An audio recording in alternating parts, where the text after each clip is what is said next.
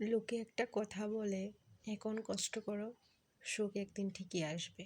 কিন্তু আমি কি বলি জানেন, সুখের দিন আসতে আসতেই নারী ফুরিয়ে যায় তার গায়ের রং আর সৌন্দর্য। ধীরে ধীরে তখন শরীরে রোগ বাসা বাঁধে। তখন আর কোনো শখ থাকে না, তখন থাকে নিয়ম করে ওষুধ খাওয়া। তখন হাতে লাঠি আর কোমরে বেল্ট দিয়ে চলাফেরা করতে হয়। তো নমস্কার বন্ধুরা, আমি কুইন এমপি আর আমি ত্রিপুরা আমবাসা একটি ছোট্ট শহর থেকে বিলং করি। আপনাদের সবাইকে আমার এই ছোট্ট ভিডিওতে অনেক স্বাগত। আপনাদের সাথে গল্প করে করে আমি আমার সংসারে প্রায় সব কাজ করে ফেলেছি।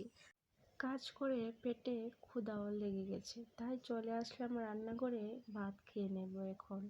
ভাত বেড়ে নিচ্ছি। আমি আজ তেমন কিছু রান্না করিনি, যা রান্না করেছি সব ভাজি। এখানে ডিম মামলেট করেছি, কারকোল পটল ভাজি করেছি আর একটু টমেটো।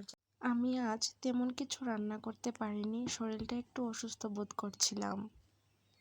আমার কোমরে প্রচণ্ড ব্যথা। আমার বেবি হয়েছে সিজারে, তাই সিজারের পর থেকে না বসে বসে কোনো কাজ করতে পারি না, কোমরে প্রচণ্ড ব্যথা। আজকের ভিডিও এতটুকুই। ভিডিও ভালো লাগলে অবশ্যই আমার পাশে থাকবেন। নমস্কার।